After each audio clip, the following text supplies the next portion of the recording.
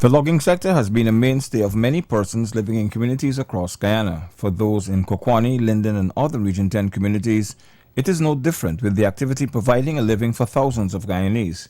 The sector is regulated and managed under the Guyana Forestry Commission, but over the decades, residents have organized themselves into associations with rules and regulations to protect their interests and sustain their livelihoods. Logging is more than just about the cutting or felling of trees.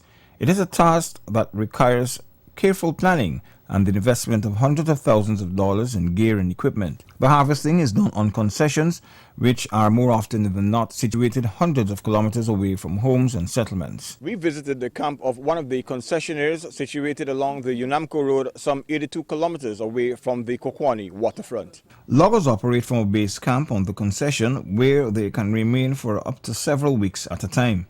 After a trek of several hundred meters into the jungle, we were then given a demonstration by one of the loggers, Oscar Kanzias, of how logging is actually done. You got to know the species of wood that you're looking for. After you know the species, the kind of tree it look like, then you come and you song it. Fear if it's on solid or hollow. You understand? They get cutlass. Yeah, it was like the cutlass like this and hang the tree here, so it's solid, right? Yeah. After that, you watch the head of the tree, see where it going, what tree there in the way, what species tree in front of you that you could destroy or anything, right? Then you go ahead. If everything clear, you go ahead by cutting now. Safety is paramount during logging due to the danger and life-threatening injuries that can occur.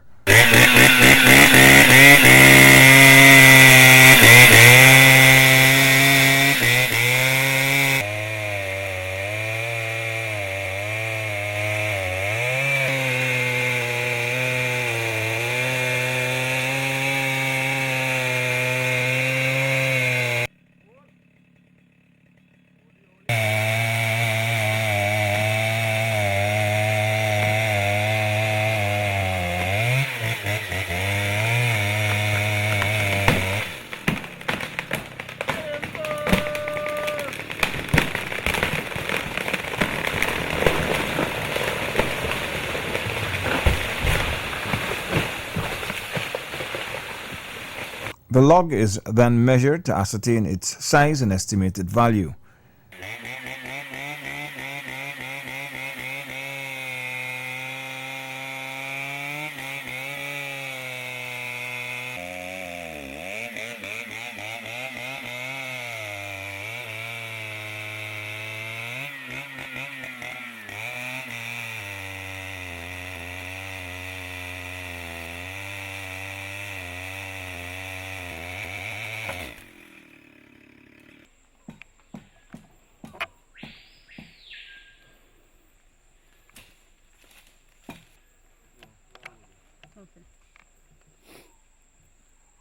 It is after this process that the logs are then removed from the felling site to a trail to await transportation to a depot where buyers can examine and make their purchases.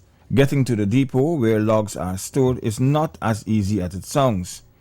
For within this community and many others, logs are transported via trucks, and these have their own share of challenges to deal with. As mentioned previously, the sector is regulated and monitored. This is where the various logging associations play an important role. The Linden Agriculture and Forest Producers Association is just one of many operating on concessions within this community. Stump tag, the tag for the stump, and it's being placed on the, laid onto the tree, nailed onto the stump of the tree, and we also use paint to write on the number in the event that the tag is being removed.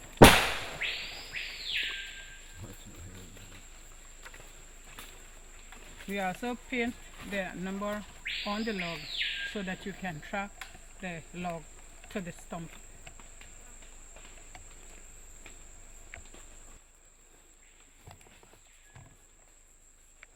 Come back 5 years from now. A production report is then filled out by the logger as explained by Ms. Ben. This is used when you have to go into the Guyana Forestry Commission to uplift your permit, or if you have to go to the association to uplift your permit, you must produce a production report with the log. The production report comprises of the permit number, the number of the tags from GFC, the pieces of log, and it also must have the product and the species along with the volume. That's the only way you will be able to market your log. You have to complete that process. To legally fell trees, the loggers must submit documentation in keeping with the rules and regulations of the forestry sector. Manager of the Upper Berbice Forest and Agriculture Producers Association, Monica Judy, explained this process. When the members do their part in the back dam, as in felling and so on, when they come to the office we have our tags, we have the permits, that's the documents that they would use to ship the produce. When they come to the office with their information, we have it prepared on a back sheet, after which we have the tagging clerk issue the tags that are on the back sheet to the members, which all these things, when they're done, signature is the it, right? So after issuing the tags, the permit clerk, she would do up the permit, write up the information and so on, also prepare a payment slip, as in how much royalties, the GFC and association, and if there is any outstanding or so, we would prepare all of that on a payment slip, which it would go to the accountant. The accountant will then receive payments for that, after which the member would sign and uplift their documents to ship the produce. After that is being done, the clerks we have our tag books. They would update these books and hand it over to our data entry clerk. After that, she would update her registers, and with those registers we'll see the quota, as in how much tags and so will be used up and so on. And with that register now we will send to forestry in order to uplift more tags for the said area. Ms. Judy also spoke of some of the challenges facing the association, which includes trying to accommodate persons wishing to join or renew their membership. Persons who want to begin logging operations must be members of any of the associations operating within the concessions around the community. One of the problems that we're having, it's the tags. It's limited, right? So sometimes our members for different areas, they might end up with 3 tags, 6 tags. To the different areas, 20 tags is the most. You got to say for all of the areas, we get 20 tags. But the least would be like a 3-2. And there is where nobody would get a full load or so with 3 tags. Right? So that is one of our difficulties. The tags, it was explained, is one way in which the felling of trees is not only monitored but regulated. We have contracts, right? And on that contract, we have the quota, and we cannot go over that. After that 2 years, we have to renew that contract, and then forestry will give us, well, this is the amount that the production for that contract. So yes, there is an amount to it. There is also the issue of illegal logging to deal with. It starts from the tagging, right? You cannot cut a log or fell a tree without the tags. So you must be holding a stump tag in your hand. When a member we give them 20 tags, for example, and they complete that 20. They fell 20 trees, they bring out the information for a permit. We then see, okay, these are the tags that you're using. We get in contact with forestry, get an officer, ask them to get an inspection done. So once it can declare, well, okay, these 20 tags are legal, we go ahead and prepare a permit, and the process go through as normal. If we do find that it's off the boundary or so on, well then the steps will be taken, fine, and whatever else we got to do, well, that's it. For many in the community of Kokwani on the eastern bank of the Berbice River, logging has taken off, so to speak, as the demand from overseas markets increase. The impact on Kokwani and surrounding communities' development is visible, particularly during the last 5 years, which have seen a steady increase in logging. It will benefit me for like many reasons, because it could help my family and I get to buy transportation and do other things and help the other people that do loggings, like pulling their produce, pulling their logs, and so can have a tractor. Okay. So since the logging is increased, you'll be able to buy more stuff. Yeah. All right. What would you like to see happen in the future in terms of for the community? Well, for the community, I would like to see the road and proper water, water drain thing and drainage, so that in the flood time that the place wouldn't flood out. Personally, it has made my life better, at least, be able to develop in terms of machinery, because when we started logging in the earlys, it was very hard. You didn't have machineries and so forth, but based on, doing logging, it's able to help us that we can able to purchase machinery to make it easier. And logging in the community in general, you say majority of the community is doing logging. And it is, at least from my observation, logging is benefiting a lot of persons in the community. All right. Now, what would you like to see in the future for the community? For the future in the community, in what terms do of... you think the community needs to get better in the future, even better? Well, I think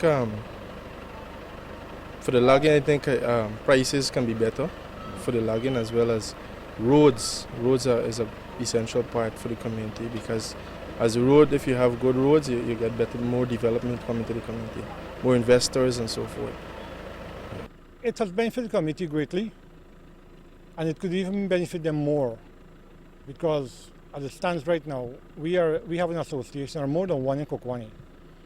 UB have about 100 and maybe 70 members now. The other association have like 40 members. And we have maybe another 100 want to come in or more. So it's not the community can be benefit, or it's not benefiting, but it could more if we should have more lands, more able to work more, because people definitely need something to do in Kokwani.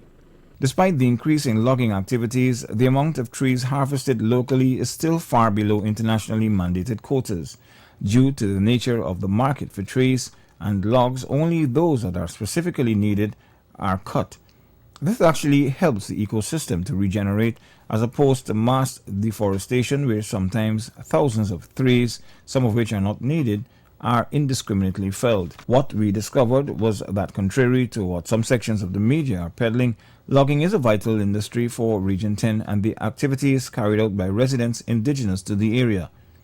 For residents who are dependent on the forest for their livelihood, a ban of log exports, as is being proposed by some political opposition parties, would mean a step back for their development and that of the community.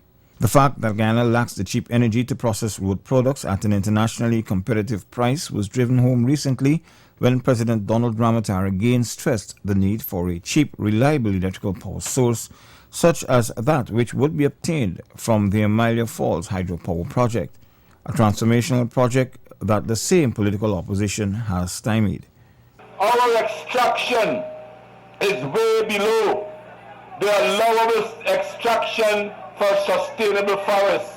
If we do not export them, what will we do? Eat them?